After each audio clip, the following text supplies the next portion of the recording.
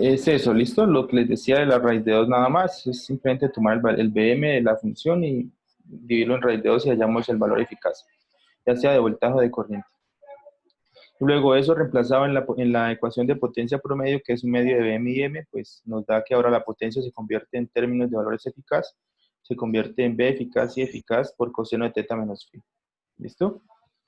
Bien, sigamos entonces. Entonces, potencia aparente y factor de potencia. Resulta que hay unas cositas que uno puede medir en los circuitos. ¿Para qué sirven? Para ver cuál podría ser la tarifa que podría estar pagando determinado usuario, dependiendo de la maquinaria que tenga o de lo que tenga en su vivienda o en su empresa. ¿Sí? Entonces, si es una vivienda normal donde hay un ventilador, una nevera, un televisor, bueno, ahí ellos, en realidad, pues esto del factor de potencia no les van a medir, ¿sí? Ya en una empresa como un molino, ¿sí? Algo que tenga motores grandes con bandas transportadoras, con todo ese tipo de herramientas o de maquinaria industrial, pues esos motores sí tienen un consumo alto y además de eso, como tienen inductores, sus bobinados son, básicamente, se pueden modelar con inductores en diferentes configuraciones, pues ¿qué pasa? Que ellos sí van a desfasar el voltaje de la corriente. ¿Y qué pasa cuando se desfasa? Pues las pérdidas en las redes de distribución y en todo el sistema de la empresa de energías se incrementan. Entonces, ¿qué hay que hacer? Como se incrementan, ellos no van a asumir esas pérdidas provocadas por una empresa que está desfasando voltaje y corriente por sus motores. ¿Qué hacen? Pues le suben la tarifa del kilovatio a ese molino. Entonces ellos van a medir el factor de potencia en ese tipo de empresas para ver si lo tienen en el rango que debería estar, que es ojalá cercano a la unidad. Si está entre 0,8 y 0,9, que pronto esa sea la reglamentación para todo el mundo, pues están cumpliendo, no hay por qué subir la tarifa, ¿sí?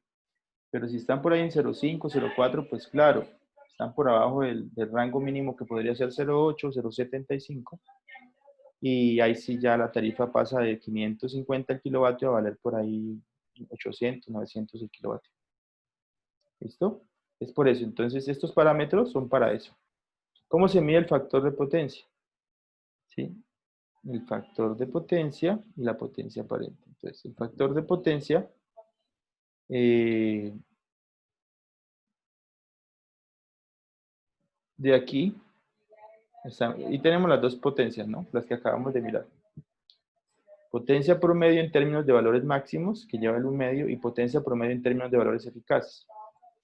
El factor de potencia, básicamente, es este pedacito de la ecuación. Coseno de teta menos phi. Ese es el factor de potencia. ¿Sí? Factor de potencia. Factor de potencia.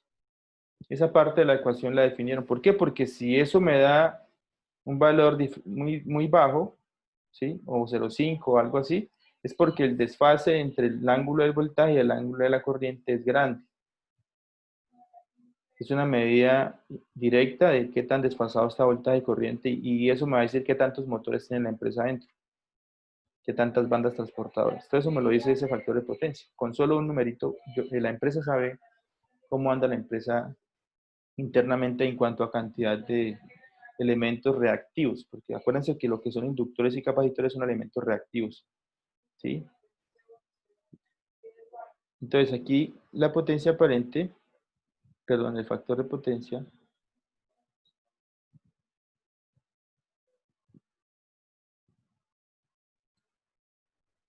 ¿sí? Aquí lo dicen, no, miren, aquí, si seguimos leyendo desde atrás,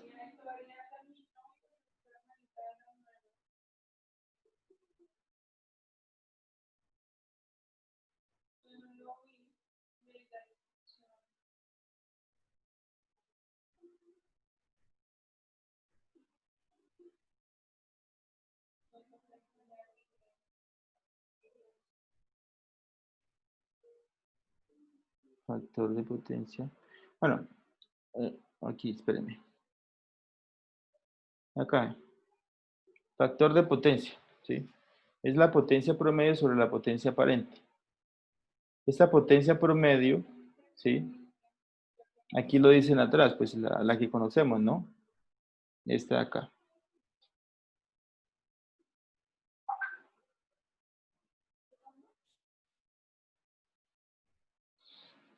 Esta es la potencia promedio. Esta que está acá. ¿Sí? Potencia promedio.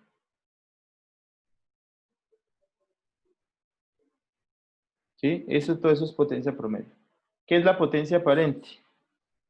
La potencia aparente es solo esto. Se llama, escribámoslo ahí,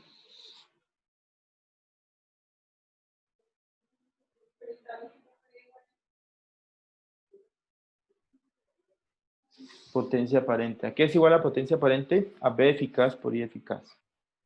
Entonces, si yo tomo la potencia promedio, que es toda la ecuación completa, B eficaz, I eficaz, coseno de teta menos phi, y lo divido en la potencia aparente, que es solo este pedacito, ¿qué me da? ¿Quién me dice qué da eso?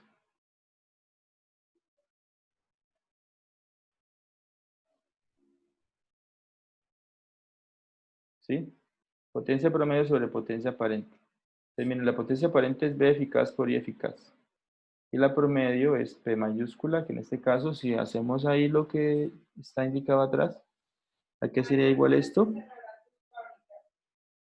A B eficaz por I eficaz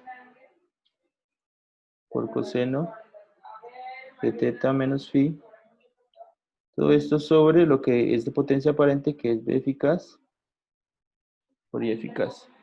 ¿A qué es igual esto? Pues de acá vemos que arriba y abajo lo que tienen en común es esto, esto, esto y esto. ¿Qué me queda ahí?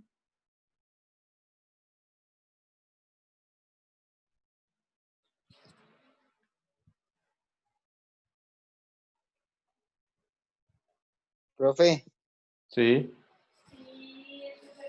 ahí también no se puede cancelar y eficaz arriba y abajo. sí, claro.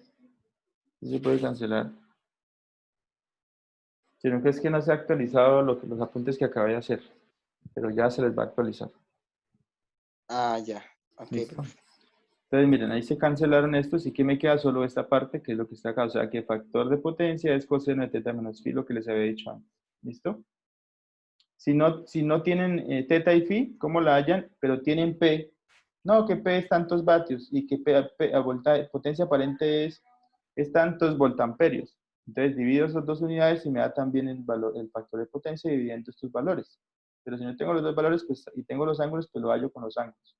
O sea, hay dos formas de hallarlo, con valores de potencias o con ángulos con esta ecuación. ¿Listo?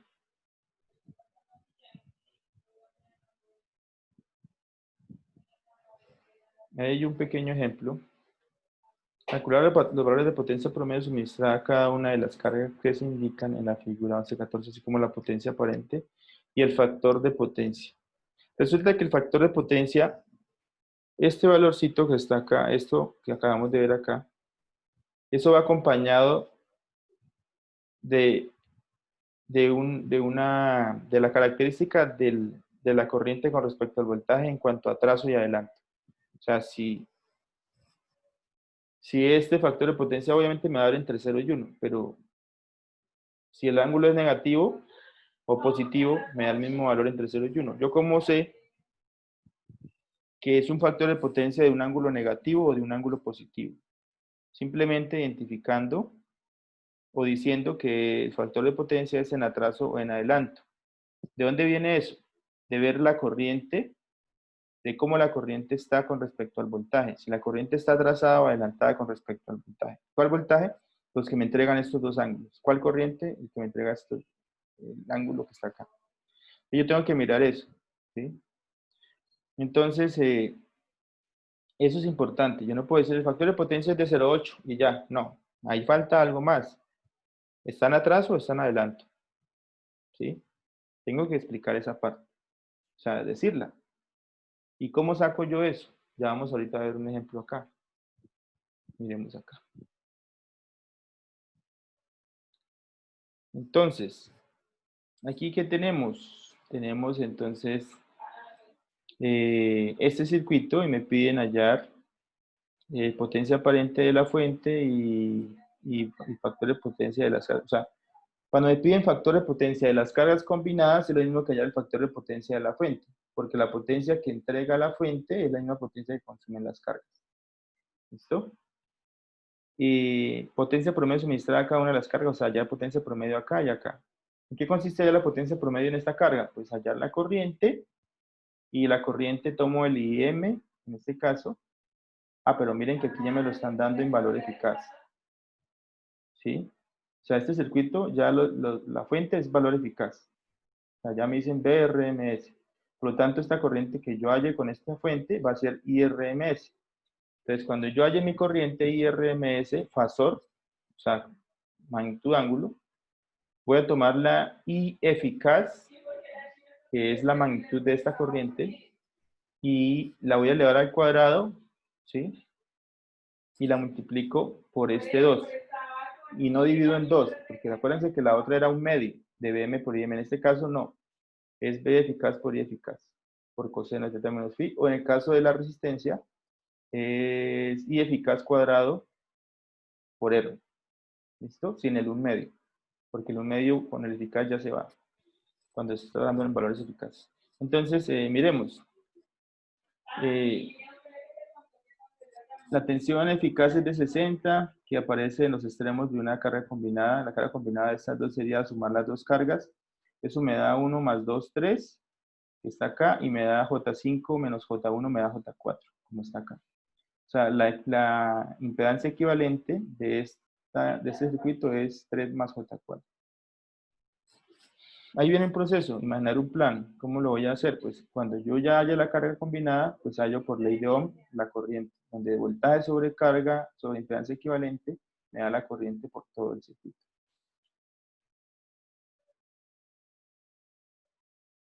¿Sí? Entonces miren que la potencia es B eficaz y eficaz coseno de θ menos phi, ángulo de voltaje menos ángulo de corriente. Entonces, factor de potencia es esto, ¿no? Y ahora, ¿cómo hallo la corriente? Lo que les decía, fuente de voltaje eficaz sobre la impedancia equivalente me da la corriente eficaz, miren, ARMS. ¿Sí? Ahora, de ahí ya tengo el voltaje, que es 60 con ángulo 0, y la corriente por todo el circuito, que es 12 con menos 53,3. Con estos dos valores, miren, aquí me dicen, I eficaz es 12, ¿sí? El ángulo de la corriente, que sería phi, es menos 53, y el voltaje, pues, es 0, y el B eficaz es 60, ¿sí?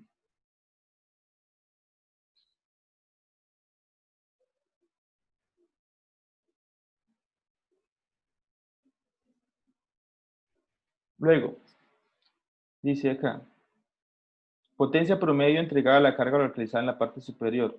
Carga arriba, ¿qué resistencia tiene?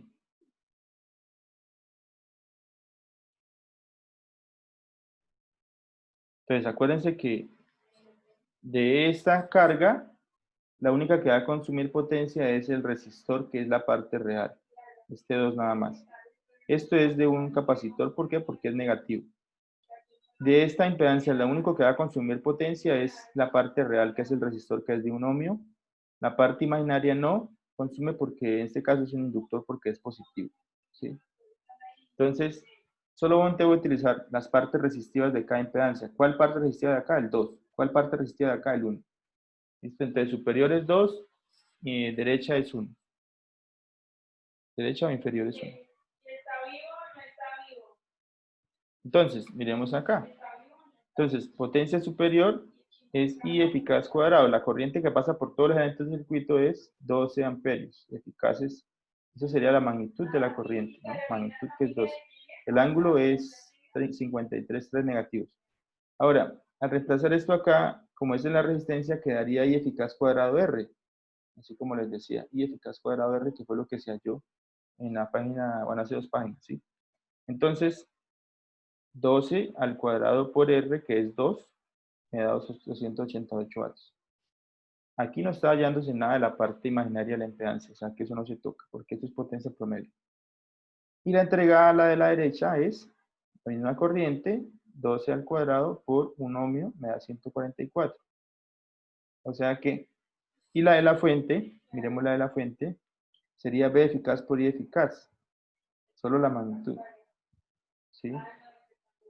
En este caso, sería la potencia aparente, que es B eficaz por I eficaz, que sería 60, que es este 60, por 12, me da 720 voltamperios. ¿Listo? Eso es potencia aparente.